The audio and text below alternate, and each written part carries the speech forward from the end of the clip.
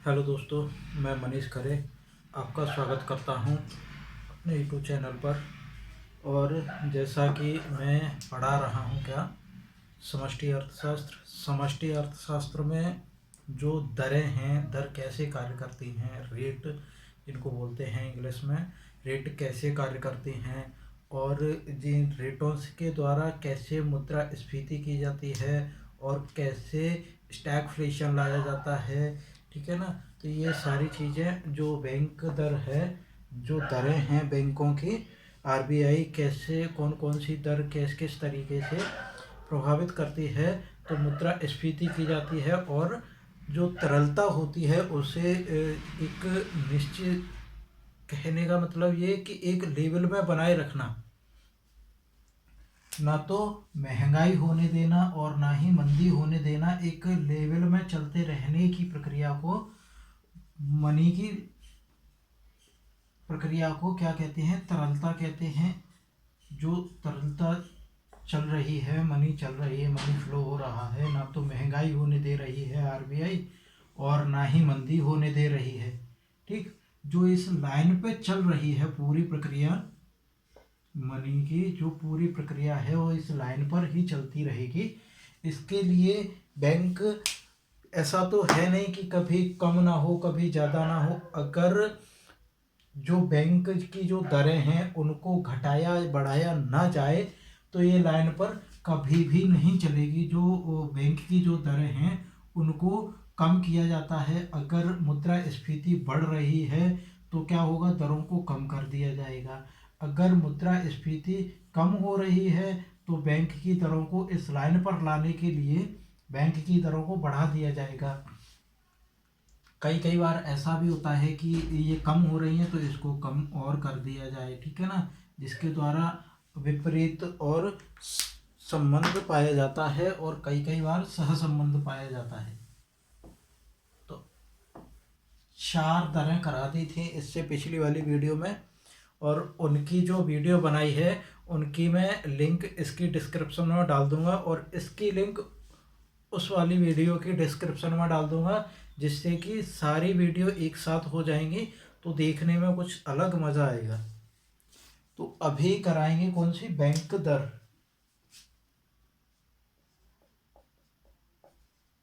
Bank दर, BR। BR कैसे कार्य करती है?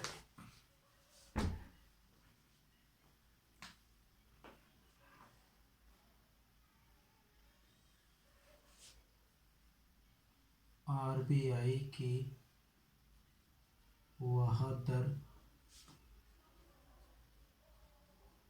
जिस पर आरबीआई व्यापारिक बैंकों को लंबी अवधि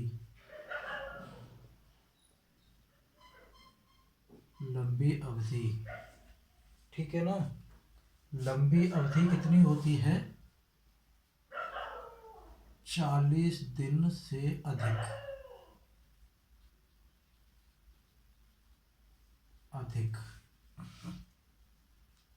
और अल्प अवधि के लिए कौन ऋण उपलब्ध करा रहा था? Repo rate.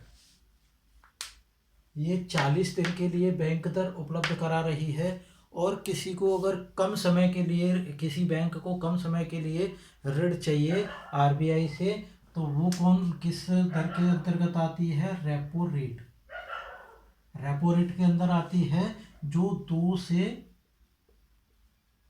40 दिन के लिए दिलाती है। जो 2 दिन से लेकर 40 दिन तक के लिए ऋण दिलाती है उसे कहते हैं रेपो रेट। और 40 दिन से अधिक अल्प अवधि, सॉरी, लंबी अवधि के लिए ऋण ऋण दिलाती है उसे क्या कहते हैं? बैंक दर। ये बैंक दर कब कार्य करता है?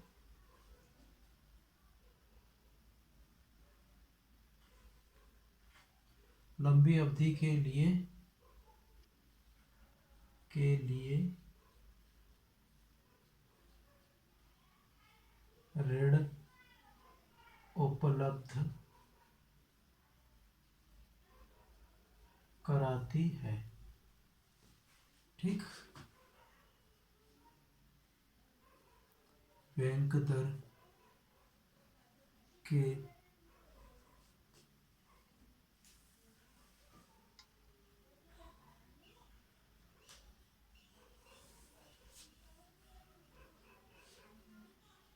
बैंक दर के माध्यम से आरबीआई तरलता को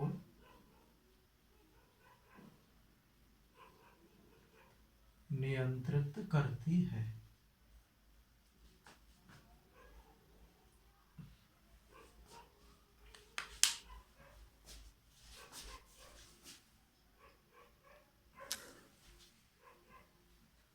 आरबीआई तरलता को नियंत्रित करती है। अब ये तरलता को नियंत्रित कैसे करती है?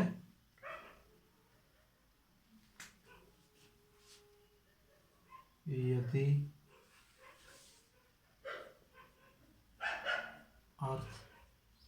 अर्थव्यवस्था में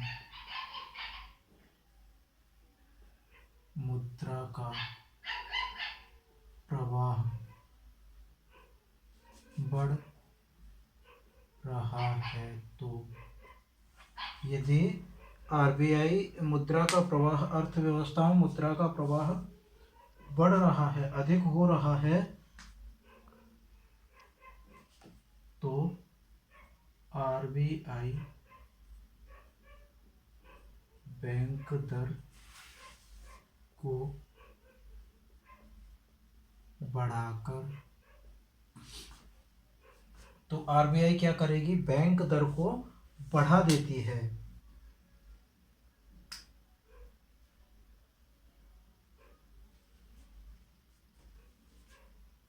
बढ़ाकर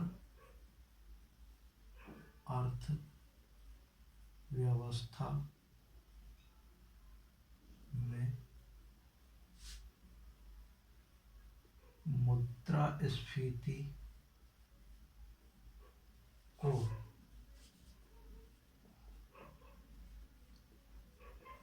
संतुलन में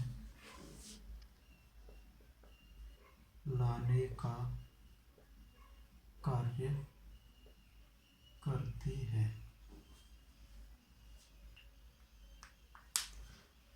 यदि अर्थव्यवस्था में मुद्रा का जो प्रवाह है, जो मुद्रा का फ्लो है, जो तरलता ज़्यादा हो रही है, मुद्रा की मांग ज़्यादा हो रही है, तो वस्तुओं की मांग भी ज़्यादा करेंगे।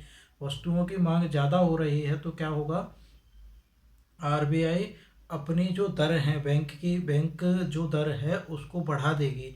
बैंक दर को बढ़ा देगी तो क्या होगा? मनी, जो मार्केट की जो मुद्रा है वो सारी की सारी कहाँ पहुँच जाएगी? आरबीआई के पास। आरबीआई के पास पहुँच जाएगी तो बैंक में कम मुद्रा रहेगी, बाजार में कम मुद्रा रहेगी, तो क्या होगा? बाजार में कम मुद्रा रहेगी तो फिर मनी भी कम फ्लो होगी। यदि इसके विपरीत क्या हो जाए? अगर मुद्रास्फीति क्या हो जाए? कम हो जाए, मुद्रा का प्रवाह कम हो जाए, वहीं दूसरी ओर मुद्रा का प्रवाह कम हो जाता है तो यदि मुद्रा का प्रवाह कम हो जाता है तो आरबीआई बैंक दर को घटा देती है, जिससे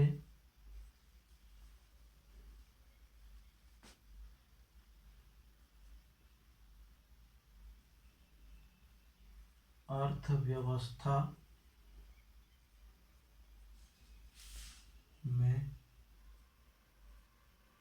एक संतुष्टि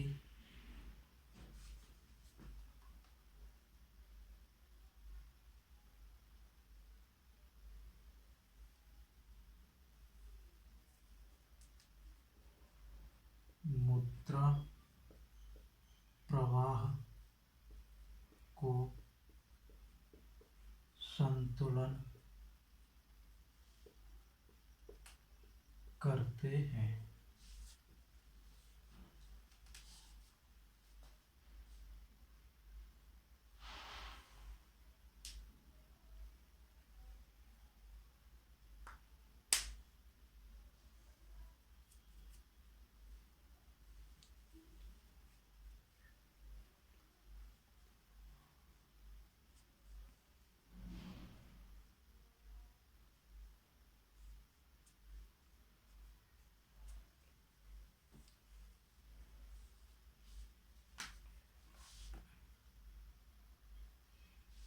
ये सेंटेंस कुछ बन नहीं रहा है। यहाँ से कहाँ से, यहाँ से, यहाँ से वो सेंटेंस सही नहीं बन रहा है। इसको मैं डालता हूँ पूरे को, दोबारा से नोट करेंगे।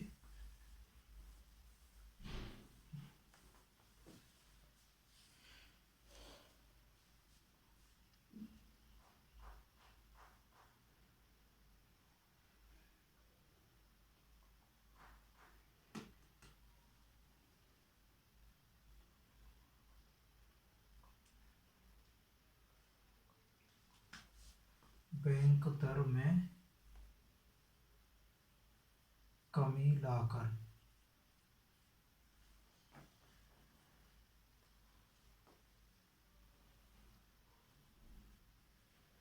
अर्थव्यवस्था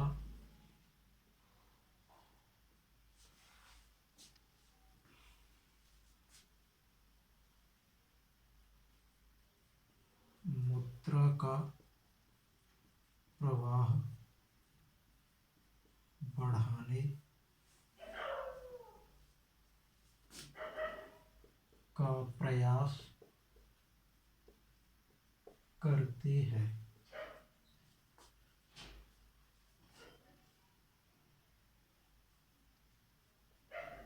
जिससे अर्थव्यवस्था में आर्थिक समृद्धि लाई जा सके।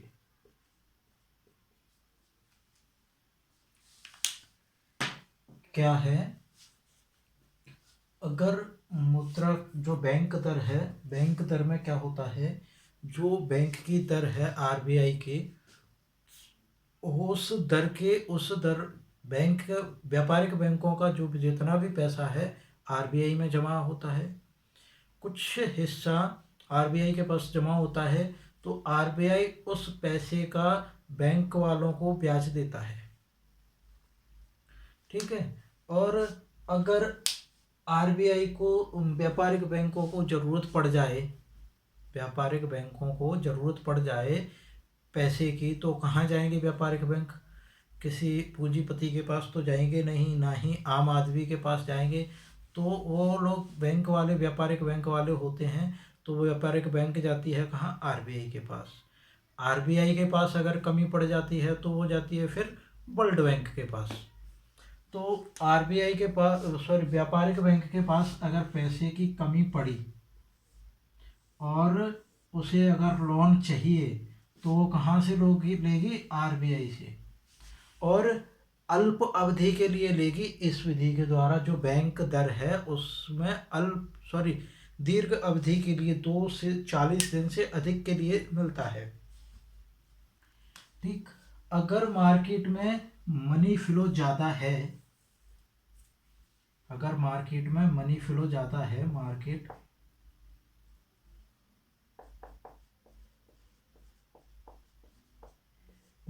में अगर मनी फ्लो ज़्यादा है मार्केट में अगर मनी फ्लो ज़्यादा है तो आरबीआई क्या करेगा, आरबीआई करेगा भाई अपनी दर, बैंक की दर है, बैंक रेट, इसको बढ़ा देगा। पहले मानो 10% मिल रहा था, इसने बढ़ाकर कितना कर दिया, 20%। ठीक है, तो आरबीआई तो पर्सनली किसी व्यक्ति के पास नहीं आती है, या किसी भी व्यक्ति का आरबीआई में खाता नहीं होता है, होता व्यापारिक बैंकों में ही है सभी का खाता। ऐसा कोई भी व्यक्ति नहीं है जिसका खाता आरबीआई में हो, क्योंकि आरबीआई खाता खोलती ही नहीं है। आरबीआई क्या करती है, ओनली मनी का देख रेख करती है, ठीक, और बैंकों का खाता खोलती है। वो जितने भी बैंक हैं उन सभी का खाता कहाँ मिलेगा, आरबीआई के पास।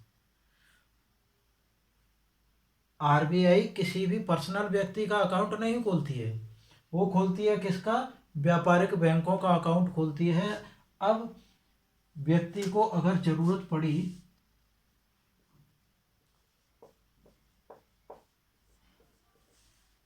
व्यक्ति के पास अभी क्या है, ज्यादा पैसे हैं, व्यक्ति के पास अभी ज़्यादा मनी है, तो मार्केट में ज़्यादा डिमांड कर रहा है, ज़्यादा डिमांड कर रहा है तो महंगाई भी बढ़ रही है। तो आरबीआई को लगा कि भाई ज़्यादा महंगाई हो रही है, महंगाई को कम कैसे किया जाए, कैसे लेवल में लेके आया जाए, तो क्या करेगा आरबीआई, जो बैंक रेट है उसको बढ़ा देगा। पहले 10% था, अब इसने कर दिया 20%। तो जो व्यापारिक बैंक हैं, यहाँ व्यापारिक बैंक, क्योंकि व्यक्ति के, एक आम व्यक्ति के और आरबीआई के बीच में मध्यस्थता का काम करती है कौन, व्यापारिक बैंक।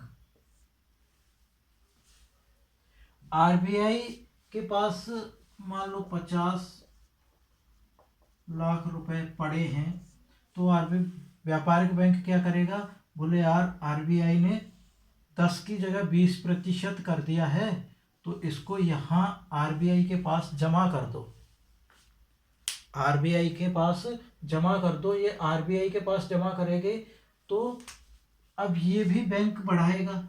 ये मान लो पहले 5% दे रहा था, 5% अपने पास रख रहा था, 5% दे रहा था, अब इसने बढ़ाकर 10% कर दिया।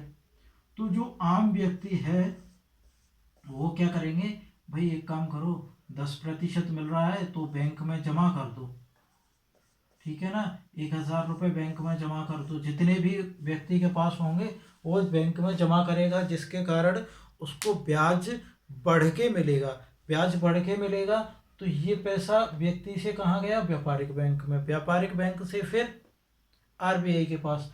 और जैसे ऐसे सभी व्यक्तियों ने जमा किया बैंक में, तो बैंक मार्केट में क्या हो गया, मनी फ्लो कम हो जाएगा, क्योंकि मुद्रा कम रह जाएगी, क्योंकि आरबीआई ने अपने पास पूरी मुद्रा खींच ली, ब्याज दर कम करके, बढ़ा करके पूरी मुद्रा मार्केट से अपने पास खींच ली, ठीक है ना। और अगर ये खींचने के बाद जैसे ज़्यादा जमा हो गई मुद्रा, ज़्यादा मुद्रा जमा हो गई, तो फिर क्या होगा, मंदी आएगी। मतलब मंदी अभी नहीं आएगी, मंदी आती है जैसे जो महंगाई है, महंगाई में कमी हो जाती है, तो 6 माह मुद्रा संकुचन है, जो 6 माह तक रहता है तब आती है मंदी। और मंदी अगर 2 साल तक रहती है तो क्या हो जाती है, वही महामंदी।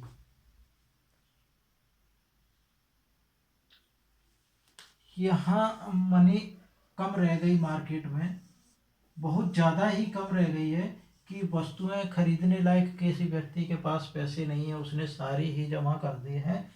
तो फिर बैंक क्या करेगी, बोले 20% किया था उसको फिर से 10% कर दो, ये 10% करेगी तो ये फिर से 5% कर देगी, ये 5% करेगी तो ये व्यक्ति बोलेंगे भाई यार वही हो गया, अपने पास पैसे की ज़रूरत भी नहीं है और बैंक से निकाल लो, बैंक से निकाल लो। निकालेंगे तो मार्केट में फिर से पैसा आ जाएगा। तो इसके द्वारा भी तरलता को संतुलन किया जाता है। इस जो संतुलन की रेखा है,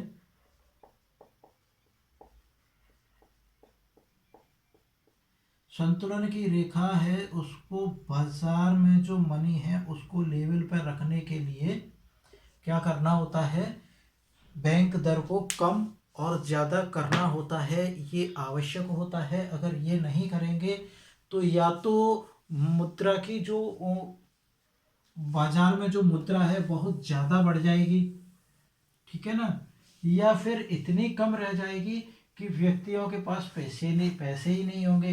भाई चीज़ कैसे खरीदें, मार्केट कैसे जाएं, तो इतना भी नहीं होना चाहिए। इसीलिए जो आरबीआई बैंक है उसका यही कार्य होता है कि जो मुद्रा की मार्केट में जो मुद्रा है उसको देखते रहना, कितनी मुद्रा है मार्केट में, कितनी नहीं है। ठीक। इसके बाद आता है अपना क्या, OMO, खुले बाजार की प्रतिक्रियाएं। खुले बाजार की प्रतिक्रियाएं। ओहो यार, स्क्रीनशॉट नहीं लेने दिया तुम्हें। चलो,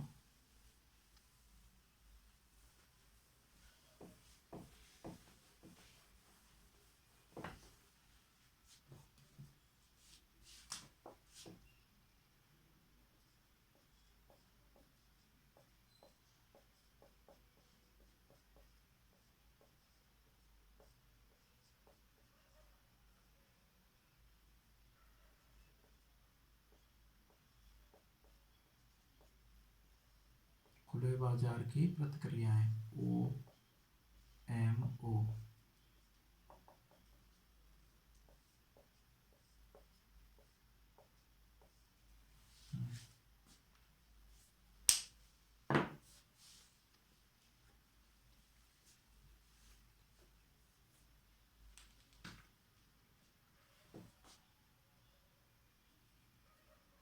इस प्रक्रिया के अंतर्गत आरबीआई सरकारी प्रतिभूतियां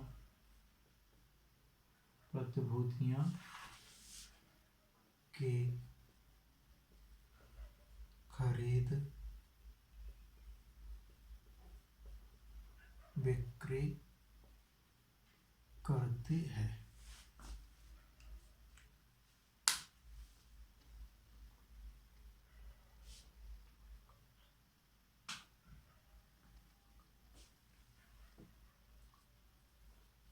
तथा वह खरीद बिक्री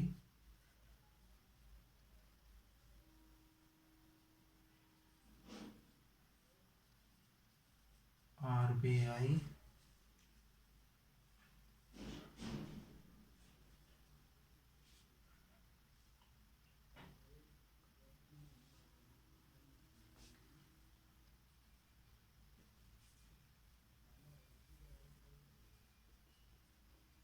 सरकार, बैंक,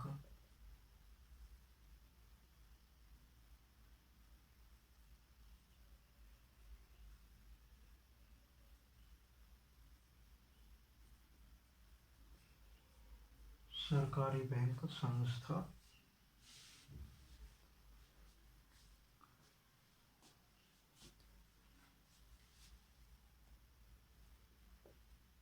गैर सरकारी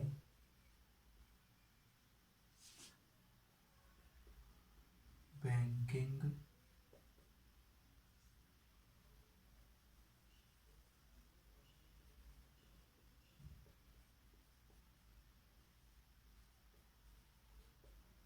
संस्था द्वारा की जाती है।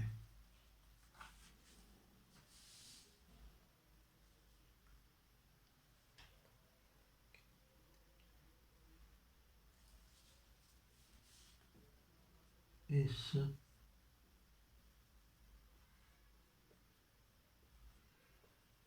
प्रक्रिया के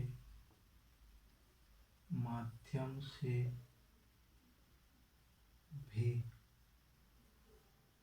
आरबीआई तरलता को नियंत्रित करती है।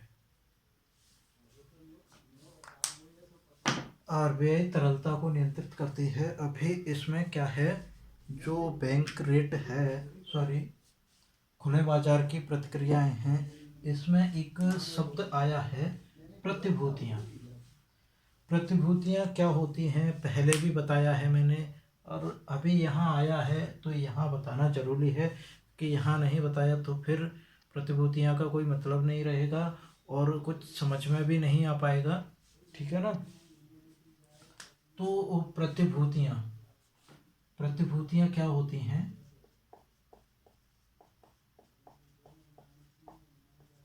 प्रतिभूतियां, हाँ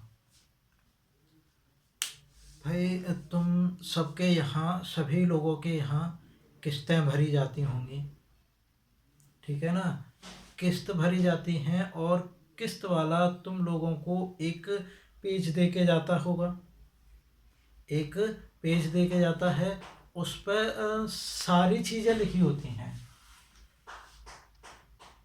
नाम, पिता नाम, ठीक है, डेट ऑफ बर्थ,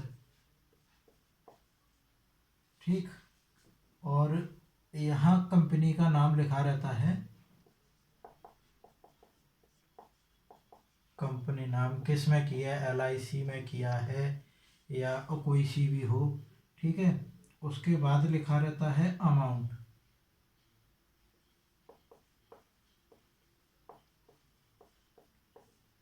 अमाउंट मतलब पैसा, जितना भी तुमने किस्त में दिया है।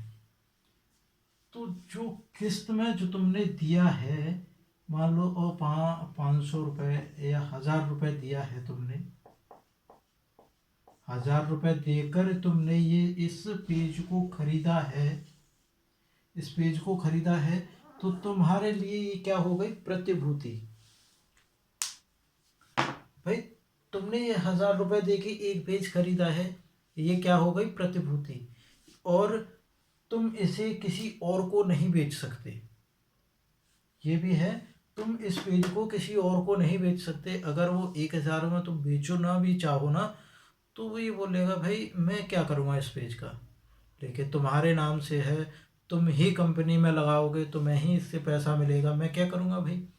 तो प्रतिभूति बैंक द्वारा एक व्यक्ति को बेचा जाता है और बैंक ही उसको रिटर्न लेती है, कुछ ही दूसरे व्यक्ति को नहीं बेच सकता वो, ठीक है ना। ये प्रतिभूतियां होती हैं, ऐसी ही बैंकों की प्रतिभूतियां होती हैं।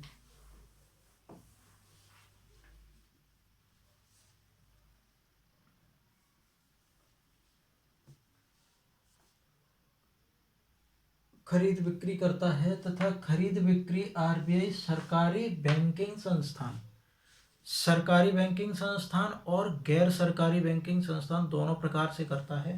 अब सरकारी बैंकिंग संस्थान में कौन कौन से संस्थान आते हैं?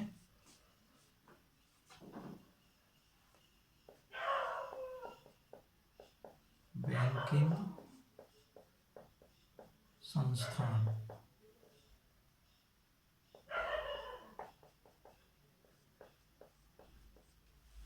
बैंकिंग संस्थान में कौन कौन से आते हैं? जैसे व्यापारिक बैंक हो गई, व्यापारिक बैंक, ठीक है। अब व्यापारिक बैंक कौन सा बॉन्ड खरीदती हैं भाई, कौन सी प्रतिभूतियां बेचती हैं व्यापारिक बैंक? व्यापारिक बैंक भी बेचती हैं लोन, लोन एक व्यापारिक बैंक में प्रतिभूतियां ही हैं, ठीक है। या फिर तुम वो अपने बॉन्ड रखते हैं, शेयर रखते हैं, उनको भी खरीद लो।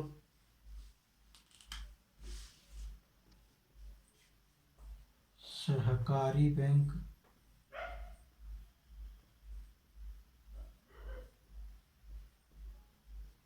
ग्रामीण बैंक, ठीक।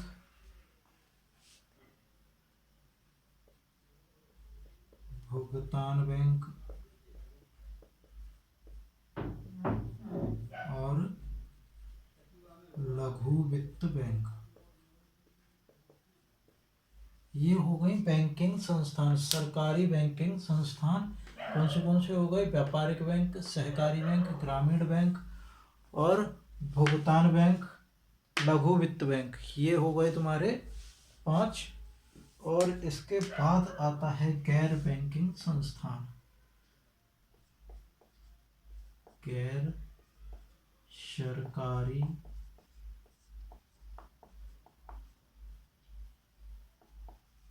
बैंकिंग संस्थान।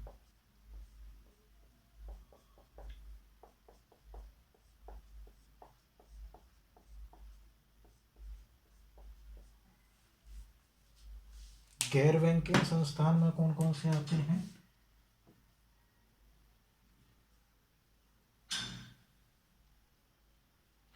जीवन बीमा निगम,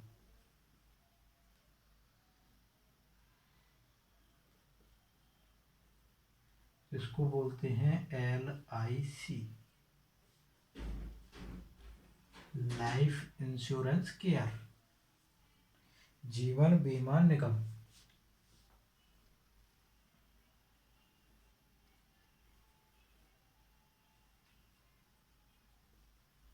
म्यूचुअल फंड, MF,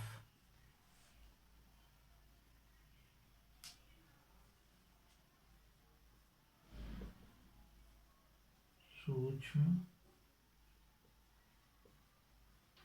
वित्तीय संस्थान, MFIS।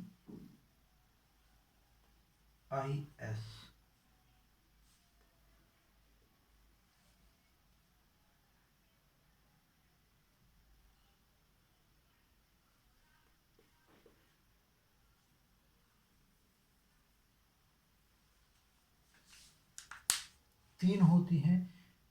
जीवन बीमा निगम LIC, इसको तो सभी लोग जानते हैं। जो LIC है वो बीमा कराती है, सभी लोगों का कराती है, वस्तुओं का प्लस व्यक्तियों का, सभी चीज़ों का बीमा कराती है। उसके बाद आता है म्यूचुअल फंड। म्यूचुअल फंड में क्या होता है? जैसे जो चिट फंड वाली कंपनियां हैं, भाई पैसे ले लो और किस्त दे दो, सॉरी पैसे दे दो हमें किस्त के रूप में, और अपना एक जो पर्चा मिलेगा, अभी बताया था, वो पर्चा ले लो और वो तुम्हारा हो जाएगा, ठीक है। सूक्ष्म वित्तीय संस्थान, जो मोहल्ले में जो समितियां चलाई जाती हैं, समितियां बनाकर कोई एक व्यक्ति एक समिति बना लेता है, वो हर महीने पैसे इकट्ठे करता है और फिर वो बांट देता है लोगों में। एक पर्ची किसी के नाम की खोलकर वो सारे पैसे उसको दे देता है। तो ये हो गया क्या? सूक्ष्म वित्तीय संस्थान, ठीक है ना। प्रतिभूतियां,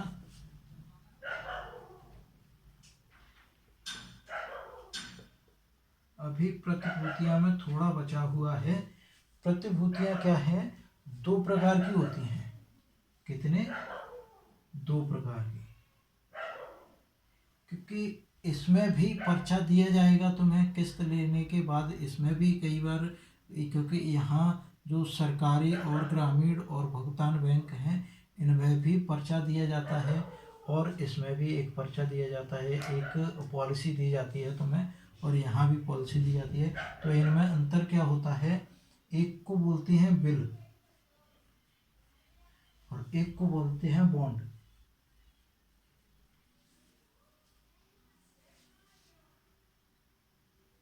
एक को बोलते हैं बिल और एक को बोलते हैं बॉन्ड।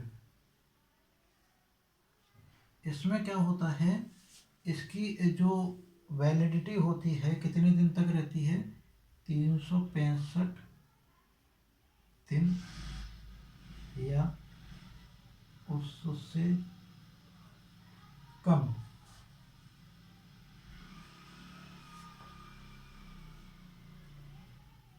की अवधि को बिल कहा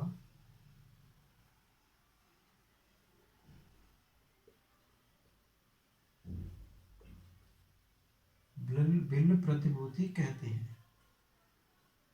इसमें क्या होता है, 365 या अधिक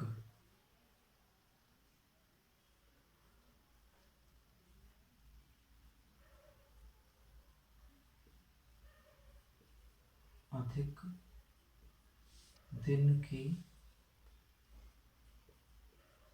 अवधि को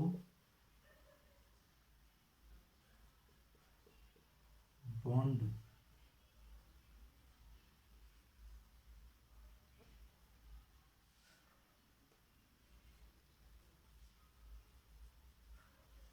प्रतिभूति कहते हैं। ये होता है, बॉन्ड दो प्रकार के होते हैं, प्रतिभूतियां दो प्रकार की होती हैं, बिल और बॉन्ड। बिल होते हैं जो 365 दिन होते हैं, 365 दिन तक रहेगा या उससे कम, 365 दिन से कम की अवधि को बिल कहते हैं, और 365 दिन या उससे अधिक की अवधि में पैसा रिटर्न लेना है तो उसको कहते हैं बॉन्ड। ओके, इसका स्क्रीनशॉट ले लो। और आज इतना ही। और इसमें 2 वीडियो हो चुकी हैं इसकी, तो मैं उन दोनों की जो लिंक है इसके डिस्क्रिप्शन में डाल दूंगा। तो क्या है, तीनों एक साथ हो जाएंगी तो देखने में दिक्कत नहीं रहेगी, समझने में भी नहीं रहेगी। Okay, thank you.